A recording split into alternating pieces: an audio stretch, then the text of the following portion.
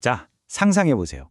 의사들의 가장 기본적인 원칙, 해를 끼치지 마라 라는 히포크라테스 선서를 인공지능 알고리즘에 수학적으로 코딩할 수 있을까요?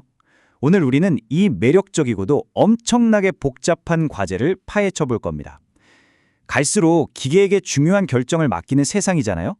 기계가 이 핵심적인 의료 윤리를 대체 어떻게 이해하고 적용할 수 있을지 알아보는 건 정말 완전히 필수적인 일이죠. 그럼 핵심적인 질문부터 던져볼까요? 대체 이 해를 끼치지 마라를 어떻게 수학 공식으로 바꿀 수 있을까요? 인간 의사들은 수십 년의 임상 경험이나 뼈저린 직관을 통해서 무엇이 환자에게 이롭고 해로운지 알아내죠. 하지만 여러분도 아시다시피 알고리즘에겐 그런 직관 이런 게 없잖아요. 얘네들은 오직 명확하고 아주 엄격한 해악의 수학적 정의를 필요로 합니다. 그런데 재밌는 건요. 바로 이 지점에서 지금 전 세계의 네로라 하는 생물 통계학자들이 엄청나게 치열한 논쟁을 벌이고 있다는 겁니다. 네, 그래서 첫 번째 섹션 두 가지 해악의 정의, 통계학계의 헤비급 매치입니다. 자, 현재 의료 현장에서 해악을 측정하는 완전히 다른 두 가지 수학적 방식이 정면 충돌하고 있습니다. 마추율리우스 스탠스루드 박사의 심도 깊은 분석을 따라가 보면 이 두 진영의 차이가 아주 극명하게 드러나는데요. 첫 번째는 개입주의적 접근입니다. 쉽게 말해서 FDA 같은 곳에서 신약을 승인할 때 쓰는 아주 직관적이고 평균에 기반한 수학이에요. 약을 먹었을 때와 안 먹었을 때의 결과를 비교해서 그냥 평균적인 효과를 보는 거죠. 반면 두 번째는요.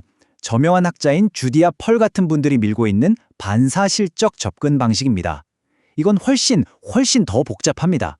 어떤 사람이 치료를 받았을 때 그리고 동시에 받지 않았을 때 어떤 일이 일어날지에 대한 이른바 결합 확률을 따지거든요. 그러니까 일종의 평행 우주를 수학적으로 계산해보려는 엄청난 시도인 셈이죠. 다음으로 두 번째 섹션, 통계적 역설, 펄의 퍼즐로 넘어가 보죠. 그럼 이 두 방식 중에 뭐가 더 나을까요? 주디아 펄은 자신의 반사실적 방법이 더 우월하다는 걸 증명하려고 아주 기가 막힌 역설을 하나 만들어냈습니다. 먼저 무작위 대조군 연구 데이터부터 살펴볼까요? 약을 먹든 안 먹든 사망률이 남녀 모두에게 완벽하게 똑같이 아주 안전하게 나옵니다. 이것만 보면 남녀를 굳이 구분할 필요가 아예 없죠. 그런데 말이죠. 의사들이 실제 현장에서 진료한 관찰 데이터를 보면 얘기가 완전히 달라집니다. 이상하게도 치료를 받은 여성의 사망률이 남성보다 훌쩍 높게 튀어나오는 거예요. 바로 여기서 펄의 복잡한 수학이 도출해낸 충격적인 숫자가 등장합니다. 무려 21%입니다. 아까 기본 무작위 실험 데이터에서는 이 약이 모두에게 완벽하게 안전하다고 했잖아요. 그런데 펄의 반사실적 방정식에 이 데이터를 쑥 집어넣어 돌려보면 진짜 놀랍게도 남성에게 해를 끼칠 확률이 21%나 된다고 계산이 뚝 떨어지는 겁니다. 완전 반전이죠. 생각해보세요. 여기서 엄청난 딜레마가 생깁니다. 만약 개입주의적 수학으로 짠 AI 의사라면 이 약을 모두에게 똑같이 처방할 거예요. 왜냐? 아까 보셨듯 모두에게 똑같이 안전하다고 판단하니까요. 하지만 반사실적 수학을 탑재한 AI 의사라면 남성 환자가 들어오는 순간 엄청난 경고 알람을 울려댈 겁니다. 똑같은 상황, 똑같은 약을 두고 알고리즘이 완전히 180도 다른 결정을 내리는 이 기막힌 상황? 대체 뭐가 문제인 걸까요? 세 번째 섹션, 잃어버린 퍼즐 조각, 역설 해결하기입니다. 이 골치 아픈 역설에 대해 생물통계학자 스탠스로드 박사가 아주 날카로운 분석을 내놓습니다. 그리고 이 이면에 숨겨진 일종의 통계적 속임수를 찾아내죠. 비밀은 바로 펄이 두 공식을 비교할 때 서로 완전히 다른 데이터 세트를 썼다는 겁니다. 펄은 개입주의 공식을 계산할 때는 오직 무작위 실험 데이터만 쏙 넣고 돌렸으면서 정작 자기 공식을 계산할 때는 무작위 실험 데이터에다가 실제 관찰 데이터까지 전부 다 합쳐서 써버린 거예요. 한마디로 처음부터 아주 심하게 기울어진 운동장에서 싸움을 붙인 셈이죠. 자, 여기서 등장하는 아주 결정적인 개념이 바로 자연적 치료값, 우리가 줄여서 A스타라고 부르는 녀석입니다. 이게 바로 스탠스로드가 찾아낸 그 잃어버린 퍼즐 조각인데요. 무작위로 아무한테나 약을 주는 실험실에서는 절대 알 수 없는 정보가 하나 있죠? 맞습니다. 바로 현실 세계에서 의사들이 환자를 깍 보고 이 환자한테는 이 약을 줘야겠군 하고 임상적 직관에 따라 자연스럽게 결정하는 그 행위 자체요. 아까 그 펄이 추가로 썼다는 관찰 데이터 안에는 바로 이 소중한 의사의 직관이 떡하니 포함되어 있었던 겁니다. 그러니까 결론은 정보의 비대칭성이 문제였던 겁니다. 스탠스루드의 분석을 보면 반사실적 공식이 수학적으로 더 뛰어나서 그런 게 아니라 그냥 처음부터 정보를 더 많이 쥐고 있었기 때문이라는 거죠. 그럼 개입주의 공식하고 반사실적 공식 양쪽 모두에게 이 자연적 추력값, 즉 의사의 직관이라는 똑같은 정보를 공평하게 줘보면 어떻게 될까요?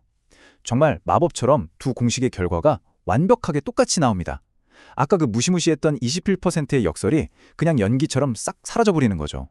네 번째 섹션, 식당의 딜레마, 수학의 붕괴입니다. 자, 역설은 해결됐지만 여기서 끝이 아닙니다. 스탠스루드는 이 반사실적 방법을 현실의 복잡한 의료 현장에 끌고 오면 아주 치명적인 결함이 터진다고 지적하는데요. 우리가 아주 잘 아는 식당 메뉴 고르기를 생각해 보시면 이해가 빠릅니다. 여러분이 식당에 갔어요. 알고리즘이 여러분의 취향을 분석하더니 당신은 고기보다 생선을 좋아하네. 그리고 채식보다는 고기를 좋아하고 라고 합니다. 그럼 당연히 상식적으로 생선을 채식보다 좋아해야 맞잖아요.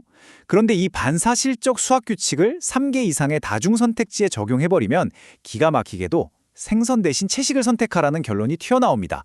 생선에서 고기, 고기에서 채식, 다시 채식에서 생선으로 도무지 빠져나올 수 없는 무한 루프에 갇혀버리는 거죠. 수학자들은 이걸 비추이성이라고 부릅니다.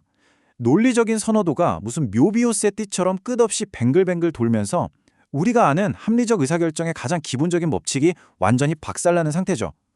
치료법이 딱 A, B 두 개만 있을 때는 잘 돌아가는 것 같은 알고리즘이 막상 현실의 의사들처럼 3가지 이상의 치료법을 두고 고민해야 하는 상황이 오면 그냥 뇌정지가 오는 겁니다. 이런 끝없는 논리적 루프에 빠져서 허우적대는 알고리즘한테 내 가족의 목숨을 맡길 수는 없겠죠? 도대체 왜 이런 어처구니 없는 일이 생기는 걸까요? 스탠스루드는 이걸 아주 직관적으로 설명해 줍니다. 여러 치료법을 놓고 결합 확률이라는 그 복잡한 가중평균을 억지로 짜내서 계산하다 보면 환자들의 결과 확률들이 서로 이리저리 막 교차하고 겹쳐버리는 구간이 생기게 됩니다. 이렇게 겹쳐진 확률들을 계속해서 1대1로 비교하다 보니까 알고리즘이 필연적으로 이 비합리적이고 끝없는 덫에 걸려들 수밖에 없는 구조적인 한계를 애초에 가지고 있다는 거죠. 마지막 5번째 섹션, 인간의 생존 극대화, 결론입니다. 자, 이제 복잡한 수학 공식 얘기는 뒤로 하고 이게 진짜 아픈 환자들에게 어떤 영향을 미치는지 가장 현실적인 부분만 딱 짚어보죠. 생사를 오가는 환자 입장에서 알고리즘에게 바라는 건 딱 하나 아닐까요? 스탠스루드의 결론은 아주 명확합니다. 개입주의적 방법은 본질적으로 수학을 돌려서 어떻게든 가장 많은 수의 사람을 살리는 것, 즉 전체 생존율을 쫙 끌어올리도록 세팅되어 있습니다.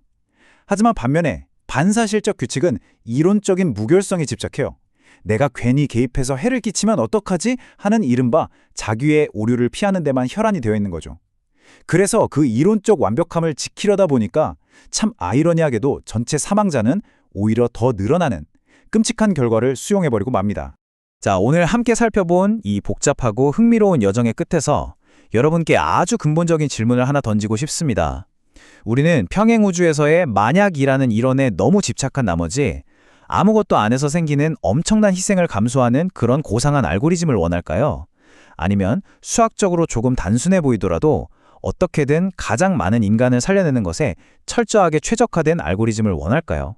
곧 들이닥칠 본격적인 의료 AI 시대, 과연 우리는 기계에게 어떤 알고리즘의 서약을 요구해야 할지 진짜 진지하게 고민해봐야 할 때입니다.